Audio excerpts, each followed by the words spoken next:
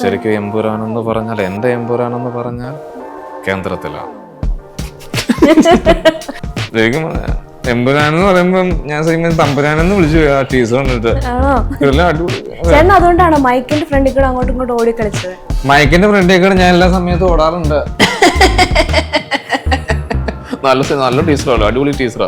ബ്രാങ്കു shop ഉണ്ടോ? ബ്രാങ്കു shop അടിപൊളിയായിട്ടുണ്ട്. ആ ശരിക്കും എമ്പുരാനത്ത് ഞാൻ ഒരുപാട് സന്തോഷം. എമ്പുരാൻ മലയാളത്തിന്റെ തമിഴകത്തിന്റെ ഹിറ്റാവും. ശരിക്കും എന്റെ കോകിലക്ക് ഏറ്റവും ഇഷ്ടപ്പെട്ട ഒരു സിനിമയായിരിക്കും എമ്പുരാൻ. ഹലോ, ഹായ് ഫ്രണ്ട്സ്, ഒരുപാട് സന്തോഷം. പിന്നെ കുറെ നാളുകൾക്ക് ശേഷമാണ് വീണ്ടും വന്നത്. എന്താ ചേട്ടാ ജയിലിൽ എങ്ങനെ ഉണ്ടായിരുന്നു? ജയിലിൽ ഞാൻ ഒരു ടൂർ പോയതാണ്. Ultra modern kitchen devices. ഒരു കിച്ചണിൽ വേണ്ട എല്ലാ ലേറ്റസ്റ്റ് ബ്രാൻഡുകളും ഇവിടെയുണ്ട്. ലോകോത്തര ബ്രാൻഡുകൾ, original products, wide range. MyG future. Hi, hello, നമസ്കാരം. രേഖാചിത്രം എന്ന സിനിമ തിയേറ്ററിൽ ഇങ്ങനെ ഓടിക്കൊണ്ടിരിക്കുകയാണ്. ആ സമയങ്ങളിലൊക്കെ കുറേ പേരെ നമ്മൾ അന്വേഷിച്ചിട്ടുണ്ട്. ആ കൂട്ടത്തിൽ ഒരാളാണ് രേഖാചിത്രത്തിൽ ജോൺ പോൾ സാറിൻ്റെ സൗണ്ടുമായി ബന്ധപ്പെട്ട ആൾ. ജോൺ പോൾ സാറിൻ്റെ ഇൻ്റർവ്യൂ എടുക്കണമെന്നുള്ള ആഗ്രഹം ഉണ്ടെങ്കിലും അതെന്തായാലും നടക്കില്ല എന്ന് എനിക്കറിയാം. അതുകൊണ്ട് തന്നെ ജോൺ പോൾ സാറിൻ്റെ സൗണ്ട് നൽകിയ ആളുമായിട്ട് നമുക്ക് സംസാരിക്കാം. ബേസിൽ, നമസ്കാരം.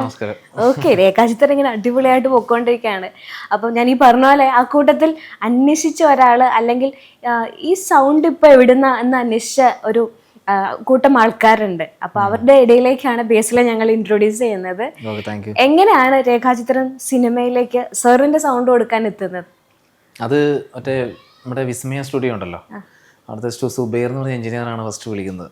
പിന്നെ നമ്മുടെ ഷിബി ചേട്ടൻ കൺട്രോളർ, പുള്ളി ഒന്ന് ടെസ്റ്റ് ചെയ്യാൻ പറഞ്ഞു. അപ്പോൾ അങ്ങനെ വന്നപ്പോൾ നമ്മുടെ ജോഫിൻ ചേട്ടൻ ഉണ്ടായിരുന്നു, അതിന് സുമേഷ് ചേട്ടൻ ഉണ്ടായിരുന്നു, ആസിഫ്, അവരെ അസോസിയേറ്റ് ആസിഫിക്ക പുള്ളി. അപ്പോൾ ജസ്റ്റ് നമുക്ക് ട്രൈ ചെയ്യാന്നുള്ള മൈൻഡ് സെറ്റിലാണ് ചെന്ന് കഴിഞ്ഞപ്പം ഓക്കെ, ആദ്യമൊന്നും വലിയ നമ്മുടെ സാധാരണ ഇമിറ്റേഷൻ പരിപാടിയായി പോയി. പക്ഷെ സിനിമയ്ക്ക് ഒരു പ്രധാനപ്പെട്ടൊരു ഭാഗമാണെന്ന് പറഞ്ഞപ്പം വീണ്ടും ഇവരുടെ ഒരു എഫേർട്ടാ, ഇവരാണത് വീണ്ടും ചെയ്യിപ്പിച്ച് ഇവരുടെ കഴിവിലാണത് മോഡുലേറ്റ് ചെയ്ത് തന്നതെന്ന് വിചാരിക്കാം. നമ്മൾ ചെയ്തെങ്കിലും അതിൻ്റെ റെഫറൻസ് ഫുള്ളും അവർക്കാണ് മൊത്തം തന്നത്. കാരണം നമ്മൾ ജോൺ പോൾ സാറിൻ്റെ പണ്ടൊക്കെ ഈ ഏഷ്യാനെറ്റിലൊരു പരിപാടിയില് യാത്ര എന്ന് പറഞ്ഞിട്ട് യാത്ര, അങ്ങനെ കുറെ കഥ പറയുന്ന കുറെ എപ്പിസോഡുകളുണ്ടല്ലോ. പിന്നെ ഇതിപ്പോ കണ്ടത് സഫാരി ചാനലില് ആണ് കണ്ടത്.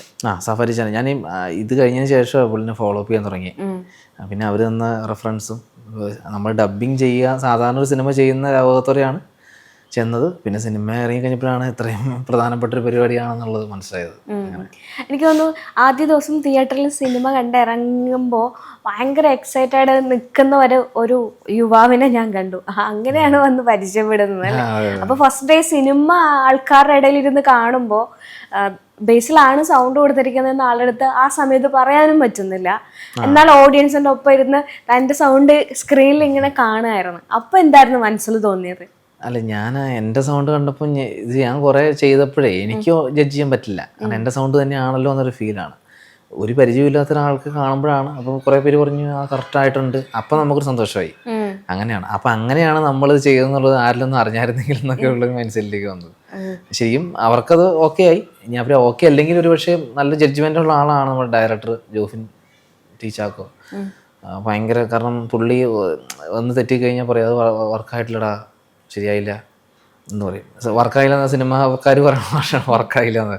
അതിനുശേഷം വീണ്ടും നമ്മൾ ചെയ്യിപ്പിച്ച് അങ്ങനെ വന്നു. പക്ഷെ അതിന് മടുപ്പോ ദേഷ്യമോ തോന്നില്ല കേട്ടോ. കാരണം വെച്ച് കഴിഞ്ഞാൽ ഇതൊരു ചലഞ്ചിങ് ആയിട്ട് തോന്നി. നമുക്ക് ഇഷ്ടമുള്ള പരിപാടി ആയതുകൊണ്ട് നമ്മൾ സാധാരണ ചില ആൾക്കാരുണ്ട് കുറച്ച് കഴിയുമ്പോഴേക്കും ഇനിയും വേണ്ട, മടുത്തു, ഞാൻ ഇനി ചെയ്യുന്നില്ല എന്ന് പറഞ്ഞിട്ടേച്ചു പോകും. പക്ഷെ ഇത് നമുക്ക് വേണ്ടി ചെയ്യുന്ന ആയതുകൊണ്ട് അങ്ങനെ. അതിനുശേഷം തിരിച്ചറിയുക എന്നുള്ളൊരു കടമ്പ ഉണ്ടായിരുന്നു. ഇത് ഇന്ന ആളെയാണ് ചെയ്തതെന്നുള്ളത്. അപ്പം ഈ ഇതിനെപ്പറ്റിയൊക്കെ, അതായത് ഈ സൗണ്ടിനെ പറ്റിയും അല്ലെങ്കിൽ സാറിൻ്റെ ആ ഒരു പെർഫോമൻസിനെ പറ്റി അല്ലെങ്കിൽ ആ പോർഷനെ പറ്റിയൊക്കെ അടുത്ത് നിന്ന് ആൾക്കാർ സംസാരിക്കുന്നത് ഞാൻ കണ്ടിരുന്നു. അപ്പം ബേസ് വിചാരിച്ചു ഞാനാണ് ചെയ്തിരിക്കുന്നതെന്നൊന്ന് പറഞ്ഞേക്കാം. അങ്ങനെ ഒരു മൂമെന്റ് എപ്പോഴും ഉണ്ടായോ? അല്ല, ഇതിനകത്ത് ഞാൻ ജോൺ പോൾ സാറിന് ചെയ്യണ പോലെ തന്നെ ഇമ്പോർട്ടൻ്റ് ആണ്. അത് ഭരതൻ സാറിൻ്റെ ചെയ്തത്, അതുപോലെ അതിനകത്ത് മൺമറിഞ്ഞു പോയ ഒരുപാട് പേരുടെ സംഭവങ്ങൾ കാണിച്ചിട്ടുണ്ടല്ലോ. കമൽ സാറിന്റെ റോള് ചെയ്ത് കമൽ സാറിന്റെ മോനാന്ന് തോന്നുന്നു, ചെറുപ്പകാലം ചെയ്ത് അല്ലേ. അപ്പം എല്ലാവർക്കും ഞാൻ സൗണ്ട് കൊടുത്തു മാത്രം, പക്ഷെ അവര് സ്ക്രീനിലുണ്ടായിരുന്നു. ജോൺ പോൾ സാറിന്റെ ചെറുപ്പകാലം ചെയ്ത ഒരു വേറൊരാളാണ്. നമ്മുടെ ശ്രീകാന്ത് മുരളി സാറിന്റെ ഒരു ഫ്രണ്ട്, അറിയില്ല, പുള്ളി ഒരു അധ്യാപകനാന്ന് തോന്നുന്നു. അപ്പൊ അങ്ങനെ ഞാൻ ആദ്യമായിട്ട് ഈ പരിപാടി ചെയ്തുകൊണ്ട് എനിക്ക് ഭയങ്കര എക്സൈറ്റഡ്. ഇത് ആരെങ്കിലും ഒന്ന് മറ്റേ ഇന്നസെന്റ് രസതന്ത്ര സിനിമയില് ഇന്നസെന്റ് മറ്റേ മലയാളം കൊണ്ടൊക്കെ അതെ അതെ അതെ കൺമണി, ഇത് രഹസ്യം തുറന്നു പറയാൻ ആരെങ്കിലും പറയേണ്ടത്. അപ്പൊ അങ്ങനത്തെ ഒരു അതെ അതെ നമുക്കൊരു അങ്ങനെ ഒരു അംഗീകാരം കിട്ടുമ്പോൾ സന്തോഷമല്ലേ. പിന്നെ സിനിമ ഇറങ്ങി കുറച്ച് കഴിയുമ്പോഴേക്കും ഇത് പോവോ, അപ്പൊ അങ്ങനെയൊക്കെ വന്ന് അവര് തന്നെ പറഞ്ഞു ഇത് ചെയ്തു രീതിയിൽ. ഷിബു ചേട്ടനാ പറഞ്ഞേ, സുമേഷ് ചേട്ടൻ പിന്നെ എടാ ഒരാഴ്ച കഴിയട്ടെ എന്നുള്ളത്. കാരണം അത് സിനിമയ്ക്കും ശരിയാണ് ഞാൻ നോക്കി കഴിഞ്ഞപ്പോൾ ഞാൻ എൻ്റെ എക്സൈറ്റ്മെന്റ് പറഞ്ഞെങ്കിലും സിനിമയുടെ ഒരു പ്രധാനപ്പെട്ട പോയിന്റ് ആണല്ലോ. അപ്പം ഞാൻ പുള്ളി പറഞ്ഞ കാരണം ഞാൻ പറഞ്ഞാലും സിനിമ കാണുമ്പോൾ ഞാനായിട്ട് കാണില്ലേ, അതൊരു തിങ്ക് ചെയ്ത് തന്നെ ഒരു ഡയറക്ടറുടെ ബ്രില്യൻസാണ്. കാരണം വെച്ചാൽ സിനിമ കണ്ടോണ്ടിരിക്കുന്ന ആൾക്കാരെ അത് മറ്റേ മിമിക്രി പരിപാടിയാന്ന് പറയില്ലേ, എന്തായാലും മിമിക്രി അല്ല എന്നുള്ളൊരു ഫീല്, ഒറിജിനാലിറ്റി തോന്നുന്നു. അങ്ങനത്തെ ഒരു അംഗീകാരം കിട്ടി. എന്തായാലും നമുക്ക് ആ സൗണ്ട് ഒന്ന് കേൾക്കാം അല്ലേ? അത് അതിനകത്ത് സിനിമയിലുള്ളൊരു പോർഷൻ അല്ല, കാതോട് കാതൊരു സിനിമയിലുള്ളൊരു സംഭവമുണ്ട്, പുള്ളിയുടെ ഒരു സംഭവം. ഞാനും ഭരതനും ഒരു യാത്രക്കിടയിലൂടെ പോകുമ്പോഴാണ് ബിജു തിരുമല എഴുതിയതെന്ന് ഞാൻ കരുതുന്ന ഒരു പാട്ട് ഇങ്ങനെ ട്രിപ്പ് കാർഡിലൂടെ ഒഴുകി വരുന്നത് കേട്ടു. മിഴിയോരം, മിഴിയോരമാണെങ്കിൽ കാതോരമുണ്ടാകുമല്ലോ. കാതിൻ്റെ അടിത്തട്ടിൽ വന്ന് മന്ത്രിക്കുന്നത് പ്രണയമന്ത്രത്തിന് കാതോട് കാതോരം. ഈ കാതിൽ നിന്ന് ആ കാതിലേക്കെന്ന് പറയുന്നതിന് അനുരാഗത്തിൻ്റെ വളരെ വിചിത്രമായ ശ്രുതിയിലൂടെയുള്ള ഒരു ആലാപനത്തിൻ്റെ ഭംഗിയുണ്ടല്ലോ എന്ന് പറഞ്ഞുകൊണ്ടാണ് ആ ചിത്രത്തിന് കാതോട് കാതോരം എന്ന് പേരിടുന്നത്. ഒരു പക്ഷെ കണ്ണടച്ചിരുന്ന് അല്ലെങ്കിൽ ഇതൊന്നും അറിയാതിരുന്ന സിനിമ കണ്ട ആൾക്കാർക്ക് ഇപ്പോഴും ജോൺ പോൾ സാറ് തന്നെയാണ് ഈ സംസാരിക്കുന്നതെന്ന് തോന്നുന്നു. പുള്ളിയുടെ കുറെ റെഫറൻസ് പരിപാടികൾ പിന്നെ കേട്ടപ്പോഴാണ് അതിന് മനസ്സിലായത് കേട്ടോ. പുള്ളി ചില സാധനങ്ങളുണ്ട് ഇതിനകത്ത് എപ്പിസോഡിൽ തന്നെ കുറെ കാര്യങ്ങൾ പറയുന്നുണ്ട്. ഭരൻ സാറുമായിട്ടുള്ള അഭിമുഖവും പരിപാടിയും കാര്യങ്ങളൊക്കെ, അത് ഭയങ്കര രസമാണ് സംഭവം. ഈ സിനിമ ഇറങ്ങി ആ സിനിമയിൽ ഒരു ചേച്ചി ഉണ്ടായിരുന്നു. ആ ചേച്ചിയുടെ ഒരു പോർഷൻ ആ ചേച്ചി അഭിനയിച്ച പോർഷൻ ലെങ്ത് കൂടുതലായതുകൊണ്ട് കട്ട് ചെയ്തു. ആ ചേച്ചി തിയേറ്ററിൽ ഇരുന്ന് കരയുന്നു. അപ്പം ആസിഫ് അലി തന്നെ വന്നിട്ട് അടുത്ത സിനിമയിൽ ചേച്ചിയെ ഞാൻ അഭിനയിപ്പിക്കുന്നു എന്നുള്ളൊരു വാക്ക് പബ്ലിക്കായിട്ടും പ്രസ് മീറ്റിലൊക്കെ കൊടുക്കുന്നുണ്ട്. അപ്പോൾ ആ സമയത്ത് ബേസിലിൻ്റെ ഒരു വേർഷൻ ഉണ്ട്. അപ്പം ഒരു സിനിമ കട്ട് ചെയ്ത ഒരു പോർഷന് വേണ്ടിയിട്ട് ഒരു ചേച്ചി നിന്ന് കരഞ്ഞപ്പോൾ ആ ചേച്ചീനെ കാണാൻ ആളുണ്ടായി എന്ന് ബേസിൽ എവിടെയൊക്കെയോ സൂചിപ്പിച്ചായിട്ട് എനിക്ക് ഓർമ്മയുണ്ട്. ബേസിലിന് ഞാനാണ് സൗണ്ട് കൊടുത്തത് എന്ന് അംഗീകരിക്കാൻ ആളില്ല എന്നുള്ളൊരു അവസ്ഥയിലേക്ക് ബേസിൽ ഒരു പോയിന്റിൽ വന്നതായിട്ട് എനിക്ക് അറിയില്ല പറയില്ല. അപ്പൊ എന്താ അങ്ങനെ വേറൊരാൾക്ക് അംഗീകാരം കിട്ടുന്നു, ആ ചേച്ചിനെ അടുത്ത സിനിമയിലേക്ക്, അതൊരു ചേച്ചിയുടെ ലൈഫിൽ ഭയങ്കര ഒരു അച്ചീവ്മെന്റ് അല്ലേ. വേസലിന് അങ്ങനെ ഒരു സമയത്ത് വേസലിന്റെ മനസ്സിൽ എന്താണ് തോന്നിയത്? വേസൽ എൻ്റെ ഒരിക്കൽ പറഞ്ഞിരുന്നു, ഞാനൊരു പക്ഷെ കരഞ്ഞിരുന്നെങ്കിൽ എന്നെ കാണുമായിരുന്നില്ലേ എന്നുള്ളത്. അങ്ങനെയൊന്നുമില്ല. അത് രണ്ട് കാര്യമുണ്ട്.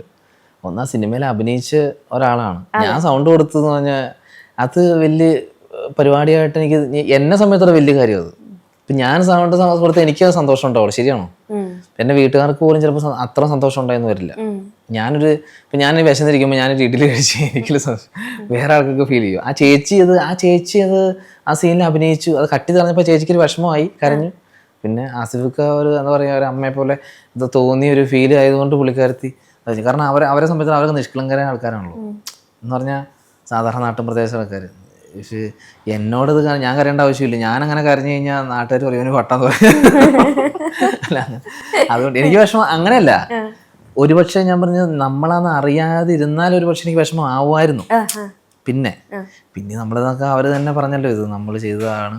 അങ്ങനെ ജിസ്റ്റോയ് സാർ ഇന്റർവ്യൂ പറഞ്ഞല്ലോ, എനിക്ക് ഏറ്റവും എനിക്ക് എൻ്റെ ലൈഫിൽ കിട്ടിയ ഏറ്റവും വലിയ സന്തോഷം അതൊക്കെയാണ്. ജിസ്റ്റോയ് സാർ ഒരു ദിവസം അത് കഴിഞ്ഞിട്ട് ഞാൻ ആസിഫൊക്കെ മറ്റേ തിയേറ്ററിൽ നിന്ന് ഇറങ്ങി വന്നപ്പം ഞാൻ പറഞ്ഞു, ചേട്ടാ ഞാനാണത് ചെയ്തു കഴിഞ്ഞപ്പോ എടോ ഭയങ്കര രസമായിട്ടുണ്ട്, അടിപൊളി എന്ന് പറഞ്ഞ. അപ്പൊ പുള്ളി അത് പറഞ്ഞല്ലോ. പിന്നെ പുള്ളി പറഞ്ഞു വെച്ചാൽ അത് അങ്ങനെ ഇപ്പൊ പ്രൊമോട്ട് ചെയ്യണ്ട എന്ന രീതിയിലാണ് പറഞ്ഞത്. ജിസ്റ്റോയ് സാർ ആ വീഡിയോ ഒക്കെ എടുത്ത് ആസിഫിക്ക് കാണിച്ചു കൊടുത്തായിരുന്നു.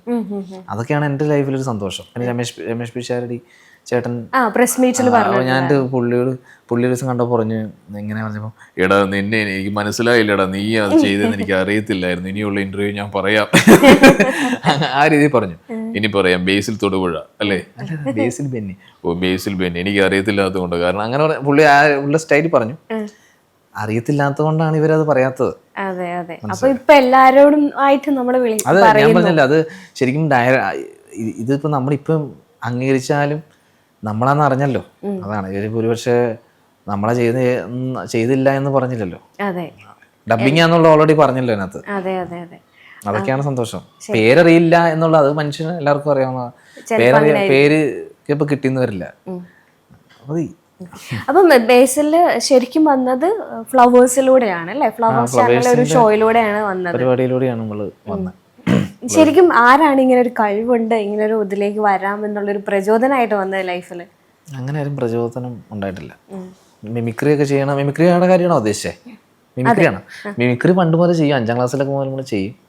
പിന്നെ മിമിക്രിക്കൊരു വരുമാനം പരിപാടി ഉണ്ടായത് ഡബ്ബിങ്ങിൽ വന്നതിന് ശേഷമാണ് മിമിക്രിയും കൊണ്ട് നമുക്ക് എന്തെങ്കിലുമൊക്കെ ചെയ്യാം എന്നുള്ളത് തോന്നിയത്. പിന്നെ ഓരോ സ്റ്റേജുകൾ ചെയ്യുമ്പോൾ നമുക്ക് ഓരോ പോപ്പുലാരിറ്റി കാര്യങ്ങൾ, അങ്ങനെയാണ് സ്റ്റേജ് പ്രോഗ്രാമുകളൊക്കെ ചെയ്യുന്നത്. വലിയ വലിയ ഇവന്റുകളൊക്കെ ചെയ്യുമ്പോൾ നമുക്കതിനകത്ത് എന്തെങ്കിലുമൊക്കെ മിമിക്രി ചെയ്യുന്നുണ്ട് എന്നുള്ളത് തോന്നുള്ളൂ.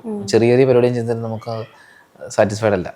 ഒരു വലിയൊരു പരിപാടിയൊക്കെ കിട്ടുമ്പോൾ മിമിക്രി ചെയ്യുമ്പോൾ നല്ല പരിപാടിയൊക്കെ കിട്ടി, അത്യാവശ്യം ബഡ്ജറ്റുള്ളതൊക്കെ ആണെങ്കിൽ നമുക്ക് അതുകൊണ്ട് എന്തെങ്കിലും ഗുണമുണ്ടെന്ന് പറയാം. പ്രചോദനം ഇങ്ങനെ വീട്ടുകാരൊക്കെ പ്രചോദനം. ഏറ്റവും കൂടുതൽ വീട്ടിൽ ആരാ സപ്പോർട്ട് ചെയ്യുന്നത്? അച്ഛനാണോ അമ്മയാണോ? അല്ല, അങ്ങനെ വീട്ടുകാരങ്ങനെ അവർക്ക് ഇതിനെക്കുറിച്ച് വലിയ അങ്ങനെ ഒരു സപ്പോർട്ടൊന്നുമില്ല. നീ അത് സാധാരണ മറ്റേ പടത്തിൽ പറഞ്ഞ പോലെ നീ സംഗീതത്തിലൂടെ അങ്ങനെയൊന്നുമില്ല. അവര് ചെയ്യണം, അവർക്കറിയാം മിമിക്രി ചെയ്യണ്ടെന്ന്, അത്രേ ഉള്ളൂ. അല്ലാതെ സപ്പോർട്ട് അല്ല നീ വളരണം, നീ അങ്ങനെ ചെയ്യണം, ഓരോ കാര്യങ്ങൾ പഠിക്കുക, അങ്ങനെയൊന്നുമില്ല. നമ്മൾ ഇങ്ങനെ ചെയ്ത് ആവുന്ന അറിയാതെ. എപ്പോഴേലും ഇതിനെ എതിർത്തിട്ടുണ്ടോ വീട്ടിലാരെങ്കിലും? ഇതിക്കൊണ്ട് പൈസയൊന്നും കിട്ടുന്നില്ല, വരുമാനം ഇല്ലാതെ? ഇല്ല, ഞാൻ ഓൾറെഡി എഡിറ്ററായിരുന്നു, ഗ്രാഫിക് ഡിസൈനിങ് പരിപാടി. വരുമാനം പൈസ കിട്ടുന്ന പരിപാടി ജോലി ചെയ്യണ്ടായിരുന്നു, ജോലി ചെയ്യേണ്ട ഇപ്പോഴും. പിന്നെ ഇത് നമ്മുടെ പാഷനേറ്റ് അങ്ങ് ചെയ്യുന്നതല്ലേ. മിമിക്രി ചെയ്യുന്നത് കൊണ്ട് ആരും ചീത്ത പറയുന്ന എനിക്ക് തോന്നുന്നില്ല. ഞാൻ അവിടെ നാട്ടിലുള്ളവരെയൊക്കെ അനുകരിക്കുമായിരുന്നു. ഇപ്പൊ നാട്ടിലുള്ളവരൊക്കെ ചിലര് അയ്യോ അനുകരിച്ച് അങ്ങനെയൊക്കെ പറഞ്ഞ് കേട്ടിട്ടുണ്ട് ഞാൻ. ഇടയ്ക്ക് ശ്രീകണ്ഠൻ സാറിന്റെ ഒരു ഇന്റർവ്യൂവിൽ എങ്ങനെ പറയുന്നുണ്ടായിരുന്നു, ആളുകൾക്ക് പലപ്പോഴും അംഗീകരിക്കാൻ ബുദ്ധിമുട്ടാണ്, അങ്ങനെയുള്ള വിഷമങ്ങൾ ലൈഫിൽ ഉണ്ടായിട്ടുണ്ട് എന്ന്. അങ്ങനെ ഏറ്റവും വിഷമിച്ച ഒരു മൂമെന്റ് ഏതായിരിക്കും? അംഗീകാരം കിട്ടാത്ത? അതെ, അങ്ങനെ അംഗീകാരം അതെല്ലാവരും ആഗ്രഹിക്കുന്ന പരിപാടിയല്ലേ, അംഗീകാരം കിട്ടാത്ത പരിപാടി എന്നാണ്. നമ്മൾ നാട്ടിലൊക്കെ പരിപാടി ചെയ്യുമ്പോൾ നമ്മൾ നാട്ടുകാരുടെ ഒരു അംഗീകാരക്കുറവൊക്കെ ഫീൽ ചെയ്തിട്ടുണ്ട്. അങ്ങനെ അല്ലാതൊന്നുമില്ല. അതിപ്പോൾ എൻ്റെ നാട്ടിലുള്ളവരൊക്കെ വളരെ സാധാരണക്കാരായ ആൾക്കാരാണ്. ഞാൻ അതാ പറഞ്ഞു, ഞാൻ സന്തോഷിക്കുന്നത് ഇപ്പം എനിക്കായിരിക്കും സന്തോഷം കിട്ടുന്നത്, നാട്ടുകാർക്ക് അത് കിട്ടിയെന്ന് വരില്ല. പിന്നെ അതൊന്ന് നോർമലായിട്ടങ്ങ് പൊക്കോളൂ നീ, അങ്ങനെ വേറെ വിഷമങ്ങളൊന്നുമില്ല ഉണ്ടായിട്ടില്ല. പിന്നീട് എനിക്ക് ഏറ്റവും പേഴ്സണലി ഏറ്റവും ഇഷ്ടത്തോടെ ഞാൻ കണ്ടത് കാപ്പിപ്പൊടി അച്ഛനുമായിട്ടുള്ളൊരു കോൺവെർസേഷൻ ഉണ്ടായിരുന്നു. അപ്പോൾ അത് നല്ല രസമുണ്ട്. എങ്ങനെയായിരുന്നു പുള്ളിയുടെ അടുത്ത് പോയിട്ട് പുള്ളിയുടെ സൗണ്ടിൽ തന്നെ ഇന്റർവ്യൂ ചെയ്യാമെന്നുള്ളൊരു തോന്നലുണ്ടായത്? അത് നമ്മുടെ ഒരു അച്ഛൻ്റെ പേര് പറഞ്ഞുപോയി, ഈ മൂവാറ്റുപുഴയുള്ള ഒരു അച്ഛനുണ്ട്, ജെയിംസ് അങ്ങനെ തോന്നുന്നു കേട്ടോ, വിട്ടുപോയി, സോറി. പുള്ളി ഒരു ധ്യാനത്തിന് വന്നേക്കുക ഈ അച്ഛൻ. അപ്പം ആ പുള്ളിയുടെ ചാനലിന് വേണ്ടിയിട്ടൊരു പരിപാടി നടത്തിയതാണ്. അപ്പം അങ്ങനെ ഞാൻ പറഞ്ഞു, ഞാനൊരു വീഡിയോ എടുക്കാം അച്ഛനുമായിട്ടൊരു സംഭവം. അപ്പം അങ്ങനെ ആ സമയത്ത് ജസ്റ്റ് റീലിടാൻ വേണ്ടിയിട്ട് അച്ഛനുമായിട്ട് ചെയ്ത പരിപാടി അത്. അതിൻ്റെ ഇടയ്ക്ക് വേറൊരു സാധനം കൂടെ പറയുന്നുണ്ട്. ക്വസ്റ്റ്യൻ ആണ് ചോദിക്കുന്നത് എങ്കിലും ലൈഫിൽ ഒരു എക്സ്പീരിയൻസ് വെച്ചിട്ടാണ് സംസാരിക്കുന്നത്. ജീവിതത്തിൻ്റെ എക്സ്പീരിയൻസ്, പ്രണയത്തിൻ്റെ എക്സ്പീരിയൻസിനെ പറ്റിയൊക്കെ ചോദിച്ചിട്ട് ലൈഫിൽ അങ്ങനെ ഒരു പ്രശ്നം എനിക്ക് ഉണ്ടായിട്ടുണ്ട്, അങ്ങനെ വീഡിയോ എൻ്റെ കയ്യിലുണ്ട്. ഇല്ല എന്തോ അങ്ങനെ എന്തോ അച്ഛനോട് സംസാരിക്കുന്നുണ്ട്. അച്ഛൻ എല്ലാം എക്സ്പീരിയൻസ് ചെയ്ത പോലെ അച്ഛൻ പറയുന്നുണ്ടല്ലോ, എനിക്ക് അങ്ങനെ ഉണ്ടായിട്ടുണ്ട്, അതുകൊണ്ടാണ് ഞാൻ ഇത് എടുക്കുന്നത്. അത് നമ്മൾ അച്ഛൻ പറഞ്ഞ ഡയലോഗിലേക്ക് എത്തിക്കാൻ വേണ്ടി ചെയ്തു തന്നെ, ഇന്റർവ്യൂ ചെയ്യുന്ന പോലെ തന്നെ ഞാൻ. പക്ഷെ വീഡിയോ എല്ലായിടത്തും കിടപ്പുണ്ട്. അങ്ങനെ പ്രേമിക്കുന്ന സമയത്ത് അത് അച്ഛൻ പറഞ്ഞിട്ട് സംഭവമാണ്. അത് ഞാൻ ഇങ്ങനെ പറഞ്ഞോളാം, അത് അങ്ങനെ പറഞ്ഞിട്ടില്ല ഞാൻ. എന്താ പറഞ്ഞേ? അതാ പറഞ്ഞ പ്രേമിക്കുന്ന സമയത്ത് ആ ഡയലോഗ്, പ്രേമിക്കുന്ന സമയത്ത് ഈ പെൺകൊച്ചിൻ്റെ ദേഹത്ത് ഒരു ചെറിയ മറിവ് വന്നാൽ മതി, അച്ഛൻ പറഞ്ഞത്. അതിനെക്കുറിച്ച് കാമുകൻ കവിത, കഥ, തിരക്കഥ, ഉപന്യാസം, ലാസ്റ്റ് സംവിധാനം വരെ ചെയ്ത് കളയും. കല്യാണം കഴിഞ്ഞു 6-7 മാസമായി, പെൺകൊച്ചിൻ്റെ ദേഹത്ത് വെള്ളപ്പാണ്ട് വന്നാൽ പോലും ഭർത്താവ് തിരിഞ്ഞു. അത് കല്യാണം കഴിഞ്ഞതിന് ശേഷം ആഫ്റ്റർ മാരേജ് ഇതിൽ മൈൻഡ് പോലും ചെയ്യില്ല എന്നാണ് അതിൻ്റെ അർത്ഥം. പ്രേമ സമയത്ത് അങ്ങനെയാണ് ഇങ്ങനെയാണെന്നൊക്കെ പോകും. കല്യാണം കഴിച്ചു കഴിഞ്ഞാൽ അങ്ങനെ സംഭവിക്കില്ല എന്നർത്ഥം. അപ്പൊ അതിൽ ബേസിലുള്ള എക്സ്പീരിയൻസ് എന്താണെന്ന് എനിക്കറിയാം. ഞാൻ കല്യാണം കഴിച്ചിട്ടില്ലല്ലോ. അല്ല, അതിനകത്ത് ബേസിൽ പറയുന്നുണ്ട് എന്റെ ഒരു അനുഭവം വെച്ചിട്ട് ഞാൻ പറയാം. അല്ല, അത് ചുമ്മാ നമ്മൾ അത് ഇന്റർവ്യൂവിന്റെ സമയത്ത് അങ്ങനെ പറയുന്നുള്ളൂ. ഇനി ആരും വിശ്വസിക്കില്ല. ഒരു പ്രണയം. അപ്പോഴുണ്ടല്ലോ, രേഖാചിത്രം ട്രെൻഡിങ് ആണ് ഒക്കെ നമുക്കറിയാം. ഇങ്ങനെ തിയേറ്ററിൽ ഓടിക്കൊണ്ടിരിക്കുകയാണ്. ഇപ്പം ഏറ്റവും ലേറ്റസ്റ്റ് നമ്മുടെ ന്യൂസ് എന്ന് പറഞ്ഞാൽ എമ്പുരാന്റെ ടീസർ ലോഞ്ച് കഴിഞ്ഞു. ടീസറിന്റെ റിയാക്ഷനും മറ്റു കാര്യങ്ങളാണ് എല്ലായിടത്തും വൈറലായിക്കൊണ്ടിരിക്കുന്നത്. ട്രെൻഡിങ്ങിലാണ് ഈ സാധനം പോയിക്കൊണ്ടിരിക്കുന്നത്. അപ്പം നമുക്കൊരു സെഗ്മെന്റിലേക്ക് പോയി കഴിഞ്ഞാൽ എമ്പുരാന്റെ ടീച്ചർ കണ്ടു കഴിഞ്ഞിട്ട് കുറച്ച് ആർട്ടിസ്റ്റുകൾ അതിന്റെ റെസ്പോൺസ് എങ്ങനെയായിരിക്കും പറയാ എന്നുള്ളതാണ്. ഞാൻ ആർട്ടിസ്റ്റിന്റെ പേര് പറയാം.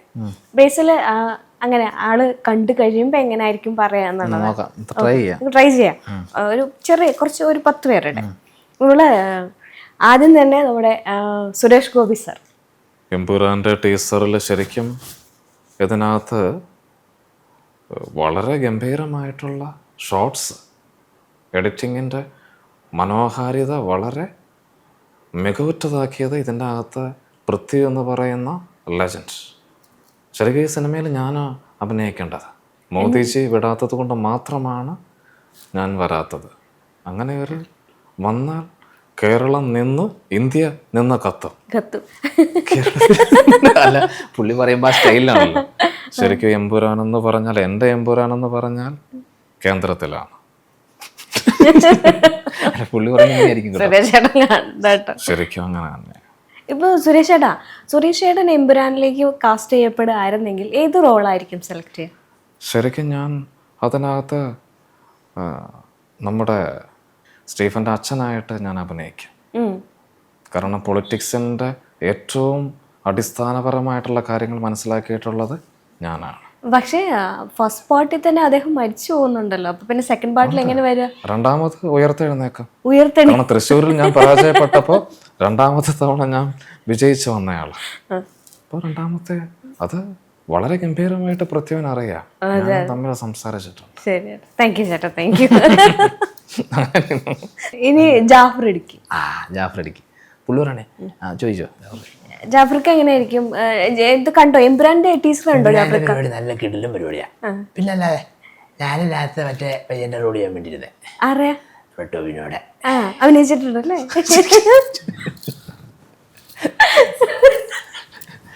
ടോവിനോടെ റോഡ് ഞാൻ ചെയ്യാൻ വേണ്ടിയിരുന്ന. എന്നിട്ട് ടോവിനോ മറ്റേ ലൂസിഫറിലൊരു ഡയലോഗ് അറിയില്ല, മുണ്ടുകൊടുക്കാൻ അറിയാതെ മലയാളത്തിൽ സംസാരിക്കാൻ അറിയാതെ. എനിക്ക് രണ്ടും അറിയാം. പിന്നെ മലയാളം മുണ്ടുകൊടുക്കാൻ അറിയാം. പിന്നെ ഞാൻ എന്തിനാ ജീവിച്ചിരിക്കണേ? അത് ശരിയാ. അതുകൊണ്ട് പിന്നെ വിളിച്ചില്ലേ ഈ പയ്യൻ. അതെന്ത് വിളിക്കാഞ്ഞേ?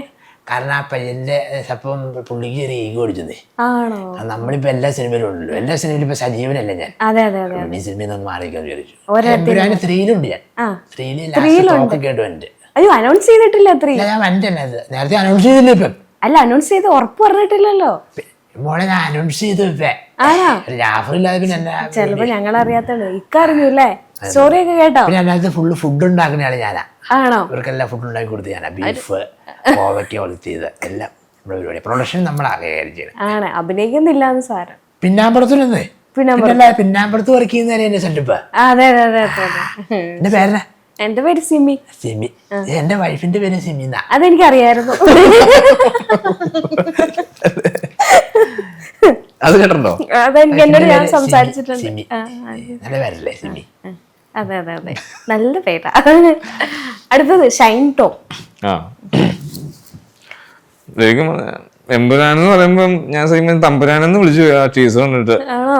അടിപൊളി. ചേട്ടൻ അതുകൊണ്ടാണോ മൈക്കിന്റെ ഫ്രണ്ടിൽ കൂടെ അങ്ങോട്ടും ഇങ്ങോട്ടും ഓടി കളിച്ചത്? മൈക്കിന്റെ ഫ്രണ്ടിൽ കൂടെ ഞാൻ എല്ലാ സമയത്തും ഓടാറുണ്ട്. ഉണ്ട്, പക്ഷെ വല്ലപ്പോഴും നിൽക്കുമായിരുന്നു. എമ്പുരാന്റെ ടീച്ചറിന്റെ സമയത്ത് അങ്ങോട്ടും ഇങ്ങോട്ടും ഓടി കളിക്കുമായിരുന്നു. എമ്പുരാന്റെ ടീച്ചർ കാണുമ്പോ ഞാൻ സത്യം പറഞ്ഞ എനിക്ക് അവിടെ നിക്കപ്പുറത്തി പോയി. കാരണം ഫുൾ ടൈം നിന്ന് കത്തൂല തീയിട്ടേ പോലെ അടികളെ കണ്ട ടീച്ചർ ഉണ്ടോ? കണ്ടു കണ്ടു. ഞെട്ടിപ്പോയില്ല നമ്മളൊക്കെ. പിന്നെ മലയാളത്തിന്റെ ഏറ്റവും വലിയ സംഭവമാണ്. അല്ല, എനിക്ക് ഓട്ടം കണ്ടപ്പോ തോന്നി ഇതിനകത്ത് എന്തോ ക്യാരക്ടർ അവതരിപ്പിച്ചിട്ടുണ്ടെന്നുണ്ടോ? ശരിക്കും ഇതിനകത്ത് സ്റ്റീഫനായിട്ട് നമ്മൾ ചെയ്യണ്ടായിരുന്നു. എന്നിട്ടോ? പിന്നെ കുറെ പരിപാടികളൊക്കെ കൊണ്ട് എന്നെ വിളിച്ചില്ല. തമിഴിലൊക്കെ ശരിക്കും തിരിഞ്ഞിരിക്കണല്ലേ ശരിക്കും അതിനകത്ത് സംഭവം കേട്ട്. ആരാത് പോസ്റ്റർ വന്ന സമയത്ത്? ആരാത്? അത് ലാലേട്ടനല്ലേ? ലാലേട്ടനല്ലേ? ആ, സർപ്രൈസ് ഒക്കെ റിവീൽ ചെയ്യല്ലേ ചേട്ടാ? സൗബിൻ. സൗബിൻ. നല്ല ടീച്ചറാണല്ലോ, അടിപൊളി ടീച്ചറാ. പ്രാങ്കു ഷാപ്പ് ഉണ്ടോ? പ്രാങ്കു ഷാപ്പ് കണ്ടു കണ്ടു കണ്ടു. ആ ശരി. അടിപൊളിയായിട്ടുണ്ട്. ആ ശരിക്കും എമ്പുരാനത് ഞാൻ ഉണ്ടായിരുന്നു. പ്രാങ്കു ഷാപ്പ് അഭിനയിക്കൊണ്ട് ഞാൻ പിന്നെ നിർത്തിയ പരിപാടി ആണല്ലേ, തിരക്കായിരുന്നു. അടിപൊളി, നല്ല നല്ല ഗംഭീരമായിട്ടുള്ള പരിപാടി കേട്ടോ. അത് മൊത്തത്തില് 1000 കോടി അടിക്കും, 1000 കോടി ഉറപ്പാ. ആ പിന്നെ പ്രാവിനും കൂടെ ആ സമയത്ത് ഓടുവോ തിയേറ്ററില്? പ്രാങ്കൂടെ സമയത്ത് ആ സമയത്ത് ഓടുന്നൊക്കെ വരും, കാരണം ഫുള്ള് നമുക്ക് ഹൗസ്ഫുൾ ആയിരിക്കും എമ്പുരാൻ. പ്രാങ്കു ഷാപ്പ് ചിലപ്പോൾ OTT വരുന്നത്. OTT ആണെന്നേക്കും വരും. ഓക്കെ ഏട്ടാ, താങ്ക് യു. ബാലചേട്ടൻ. ഒരുപാട് സന്തോഷം.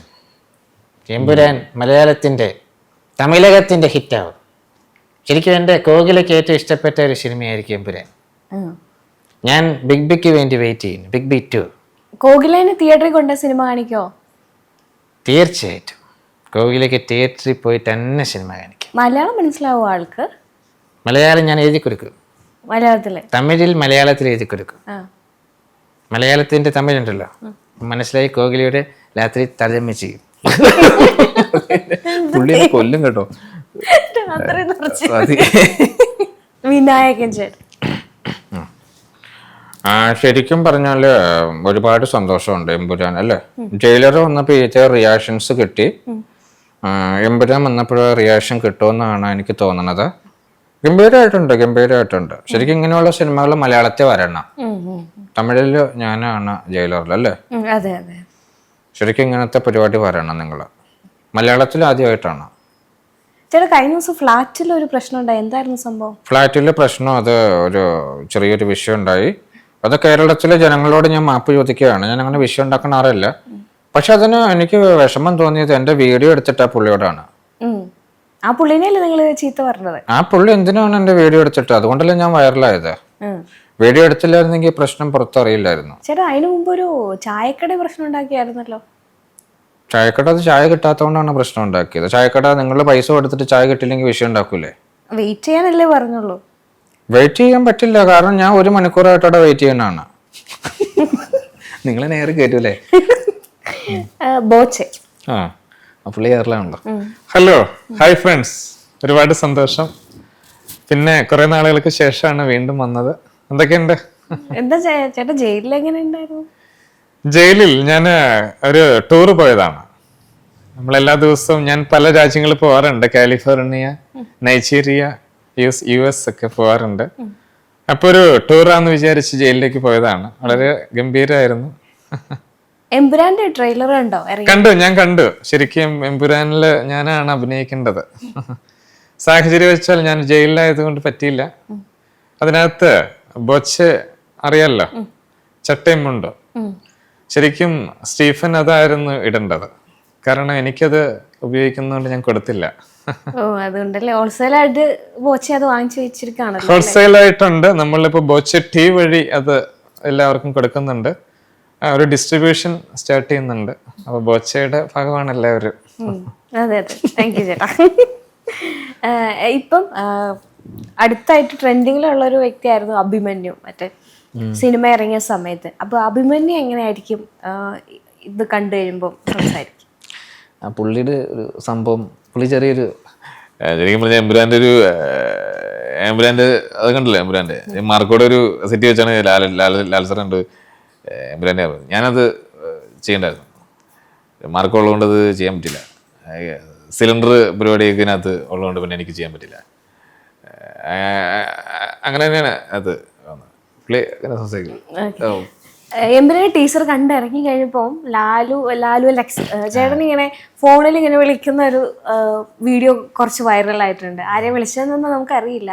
അപ്പം ആ ഒരു എക്സൈറ്റ്മെന്റോടുകൂടി ലാൽ ചേട്ടനാണ് സംസാരിക്കുന്നതെങ്കിൽ അത് ഒറിജിനാലിറ്റി പുള്ളി സംസാരിച്ചല്ലോ. പുള്ളി ഫോൺ വിളിച്ചിട്ട്, ഹലോ, ഞാൻ ഈ എമ്പുരാന്റെ ടീസർ കണ്ടിട്ട് ഞെട്ടിത്തെറിച്ചിരിക്കുക. ഞാൻ വിളിക്കാം ഗോപാലേട്ട, ഞാൻ വിളിക്കാം. ഞെട്ടിത്തെറിച്ച് തരിപ്പ് മാറിയിട്ടില്ല, രോമമൊക്കെ എഴുന്നേറ്റ് നിൽക്കുക. ഞാൻ വിളിക്കാവേ, നമുക്കതുപോലെ ഒരെണ്ണം ചെയ്യണം. ഞാൻ വിളിക്കാന്ന്, ഞാനിപ്പോ ഒന്ന് വരാൻ തന്നെ കോരി തെറിച്ചിരിക്കുക, കൊടലും പരിപാടി. ഞാൻ നമുക്ക് ഒരെണ്ണം ചെയ്യണം അതൊക്കെ. പുള്ളിയുടെ മെയിൻ സാധനം ഉണ്ടല്ലോ, ഭയങ്കര എക്സൈറ്റ്മെന്റ് ആണല്ലേ. മോളെ നല്ല അടിപൊളി പരിപാടിയല്ലേ അത്? അങ്ങനെയല്ലേ പുള്ളി സംസാരിക്കുന്നത്. ഞാൻ ഒരുപാട് ആർട്ടിസ്റ്റുകളെ കരയിപ്പിച്ച ഒരു സൗണ്ടാണ് നീ സുധിച്ചേട്ടൻ്റെ ചെയ്തത്. എനിക്കൊന്ന് അസീസൊക്കെ ആണെങ്കിൽ ഭയങ്കരമായിട്ട് കരഞ്ഞു. സുധിച്ചേട്ടൻ ഒരിക്കൽ വീട്ടിലേക്ക് വിളിക്കും, അല്ലെങ്കിൽ സുധിച്ചേട്ടൻ്റെ ഒരു സൗണ്ട് മോഡുലേഷനാണ് ചെയ്തത്. അപ്പോൾ അതൊന്നും എനിക്ക് ലൈവായിട്ട് കാണുന്നത് ഭയങ്കര ആഗ്രഹമുണ്ട്. സുധിച്ചേട്ടനോട് സംസാരിക്കുന്നതാണോ? അതെ അതെ. അത് പുള്ളി സാധാരണ ഫോൺ വിളിക്കുമ്പോൾ ഇങ്ങനെയാ, എടാ മോനെ ഞാനടാ സുധിച്ചേട്ടനാടാ, എടാ ഒരുപാട് സന്തോഷം, നീ എവിടെയാ വീട്ടിലാണോ? എടാ ഞാൻ കഴിഞ്ഞ ദിവസം ഒരു പ്രോഗ്രാമിന് പോയത് തങ്കച്ചൻ്റെ കൂടെ, ഞാൻ തന്നെ വിളിക്കാം, നമുക്ക് ആ സ്കിറ്റ് ഒന്ന് പ്രാക്ടീസ് ചെയ്യണം, അടിപൊളിയാക്കാം. അതല്ലേ അതെ. പുള്ളിയുടെ 2-3 സാധനമുണ്ട് ഇങ്ങനത്തെ കുറെ പരിപാടി. പുള്ളി ഫോൺ വിളിക്കുന്നത് വേറെ സ്റ്റൈൽ. എന്നെ വിളിക്കുവാണെങ്കിൽ ഞാൻ അങ്ങനെ സംസാരിക്കാം കേട്ടോ, വിളിച്ച് ഫോൺ വിളിക്കാം. ഹലോ. ഹലോ മോളെ പറ. സുജേട്ടാ തിരക്കിലാണോ? മോളെ ഞാൻ ഇന്നലെ പ്രോഗ്രാം കഴിഞ്ഞ് ഇപ്പോൾ വന്നേ ഉള്ളൂ, തിരക്കില്ല പറഞ്ഞോ. സുജേട്ടാ നമുക്കൊരു ഇന്റർവ്യൂ വേണമായിരുന്നേ സുജേട്ടൻ്റെ. എന്നാ മോനെ? ചേട്ടൻ എപ്പോഴാണ് ഫ്രീ ആവുക? ഞാൻ ഇന്നലെ പ്രോഗ്രാം, ഇന്നുണ്ട്, നാളെ മറ്റന്നാൾ ഇരിക്കാം നമുക്ക്. എവിടെ മോള് ഇവിടെ വരുമോ? നമുക്ക് ഇരിക്കാം, നമ്മുടെ സ്റ്റുഡിയോയിൽ ഇരിക്കാം. സ്റ്റുഡിയോയിൽ ഇരിക്കാം. എൻ്റെ കാര്യങ്ങളൊന്ന് മോളൊന്ന് ആ ലൊക്കേഷൻ ഒന്ന് സൂചിച്ചിട്ടേ വിളിച്ചാൽ രാവിലെ ഒന്ന് ഓർമ്മപ്പെടുത്തിക്കും കേട്ടോ. രേണു ചേച്ചി ഉണ്ടോ കൂടെ? ഇല്ല, പുള്ളിക്ക് വാവുക്കുട്ടൻ അപ്പുറയകത്താണ്. അപ്പം മോള് വിളിച്ചാൽ മതി. ഓക്കെ. ഇപ്പൊ രേണു ചേച്ചി ആയിട്ടുള്ള ഇന്റർവ്യൂസ് നമ്മൾ കണ്ടിട്ടുണ്ട് സുധിച്ചേട്ടൻ്റെ. അപ്പൊ രേണു ചേച്ചിക്ക് വേണ്ടിയിട്ടൊരു അങ്ങനെ ഒരു സൗണ്ട് എടുക്കാൻ പറ്റുമോ? രേണു ചേച്ചിയോട് സംസാരിക്കുന്ന പോലെയോ? രേണു, ഞാൻ സുധിച്ചേട്ടനാ, ഞാൻ വൈകിട്ട് വിളിക്കാം കേട്ടോ, രാവിലെ പ്രോഗ്രാമിലായിരുന്നു. സുഖമല്ലേ? വിളിച്ച് ഞാൻ വൈകിട്ട് വിളിക്കാം. മതിയോ? എനിക്കത് പുള്ളിക്കാരത്തെ എങ്ങനെ എടുക്കുമെന്ന് അറിയില്ലോ. അപ്പം ഇങ്ങനെ ഈ സിനിമ അല്ലാതെ ഇതിനു മുമ്പും ചെയ്തിട്ടുണ്ട് പല സിനിമകളും അല്ലെ? അത് ഏതൊക്കെയായിരുന്നു? ഏത് ഡബിങ്? ഡബിങ്ങിലെ സിനിമ. ഈ സിനിമ ചെയ്തിട്ടുണ്ട്. മെയിനായിട്ട് ഇവരുടെ ട്രാക്കുകൾ ചെയ്യുന്നു നടന്മാരുടെയൊക്കെ. പവി കെയർ ടേക്കർ, അങ്ങനെ കുറെ സിനിമകൾ ചെയ്തു. എല്ലാത്തിലും ഭാഗമാക്കാൻ പറ്റി. അതാണ്. സിനിമയിൽ അഭിനയിക്കാനുള്ള താല്പര്യമുണ്ടോ? താല്പര്യമുണ്ട്, പക്ഷെ നമ്മള് അങ്ങനെ അല്ല, അങ്ങനെയല്ല, താല്പര്യമുണ്ട്. നമ്മളങ്ങനെ നമുക്ക് പറ്റിയ സംഭവങ്ങളൊക്കെ നമുക്ക് എന്നാലേ നമുക്ക് ചെയ്യാൻ പറ്റുള്ളൂ. പറ്റിയ വേഷങ്ങൾ അതിനുവേണ്ടി ഒന്നും പോയിട്ടൊന്നുമില്ല, ഓഡീഷൻ പരിപാടിയൊന്നുമില്ല, സ്ക്രിപ്റ്റിംഗ് പരിപാടിയൊക്കെ ഇപ്പൊ നോക്കുന്നത്. എഡിറ്റിംഗ് ആണ് ബേസിക് ആയിട്ട് ചെയ്തുകൊണ്ടിരിക്കുന്നതെന്ന് പറഞ്ഞു. സിനിമയുടെ ഭാഗമാണോ അതോ മറ്റ് മേഖലയിലാണോ? ഇല്ല, സിനിമയിലല്ല. ഞാൻ ആക്ച്വലി നമ്മുടെ വേറെ പരിപാടി, ഡോക്യുമെന്ററി പരിപാടികൾ, അങ്ങനെയൊക്കെ കാര്യങ്ങളൊക്കെ ചെയ്യുന്നു. സ്വന്തമായിട്ടുള്ള പരിപാടിയൊക്കെ എഡിറ്റ് ചെയ്യുന്നു. അങ്ങനെ നേരത്തെ ചാനലുകളൊക്കെ ന്യൂസ് എഡിറ്ററായിട്ട് വർക്ക് ചെയ്തിട്ടുണ്ടായിരുന്നു. പിന്നെ നമ്മൾ ഡബിങ് ഒക്കെ ഉള്ളതുകൊണ്ട് പിന്നെ അവിടെ നിന്ന് സ്കിപ്പ് ചെയ്തിട്ട് മൾട്ടിപ്പിൾ ആയിട്ട് പോകാൻ ഇങ്ങനെ ഓടി നടന്ന് അതാ എനിക്ക് ഓരോ സ്ഥലത്ത് കമ്പനി പോയി 9 മണി ടു 6 മണി വരെ വർക്ക് ചെയ്യാൻ എനിക്ക് പറ്റില്ല. എനിക്ക് ഒട്ടും ക്ഷമയില്ലാത്ത പരിപാടി ഇരുന്ന് ചെയ്യുന്നത്. പക്ഷെ ഏറ്റവും കൂടുതൽ ക്ഷമ വേണ്ട പരിപാടിയാണ് എഡിറ്റിങ്. അതെ, അതാണ്. അതുകൊണ്ടാണ് ഞാൻ വീട്ടിൽ ഇരുന്ന് ചെയ്യുന്നത്. കമ്പനിക്കാർക്ക് കമ്പനി ഒന്നും ഉഴപ്പാൻ പറ്റില്ലല്ലോ. അതെ അതെ അതെ. അപ്പൊ അടുത്ത പരിപാടീസ് എന്താണ്? ഇപ്പൊ ഒരു വെബ് സീരീസ് ഉണ്ടെന്ന് പറഞ്ഞു, പിന്നെ തമിഴിലോ വേറെ എന്തെങ്കിലും പരിപാടി ചെയ്യുന്നു? ഇല്ല, ഇനി സ്ക്രിപ്റ്റ് പരിപാടി, പിച്ചിങ് പരിപാടിയൊക്കെയാണ്. അതിന്റെ ഡിസ്കഷനും കാര്യങ്ങളൊക്കെയാണ് നടക്കുന്നത്. അതിന്റെ അടുത്ത സ്റ്റെപ്പ് അതാ, വേറെ ഒന്നുമില്ല. വേറെ ഒന്നുമില്ല, സിനിമയുമായി ബന്ധപ്പെട്ടിട്ടൊന്നും നടക്കുന്നില്ല. അപ്പം എന്തായാലും കുറച്ച് സമയം ഈ തിരക്കിനിടയിൽ, ഞാനൊരു ഡബിങ് സ്റ്റുഡിയോ എന്ന് വിളിച്ചു വരുത്തിയിരിക്കുന്നതെന്ന് എനിക്കറിയാം. അപ്പോൾ തിരക്കിൻ്റെ ഇടയിൽ കുറച്ച് സമയം വന്നിരുന്ന് സംസാരിക്കാൻ സാധിച്ചതിൽ സന്തോഷം. Okay, thank you. നല്ല കാര്യങ്ങൾ സംഭവിക്കട്ടെ. Thank you.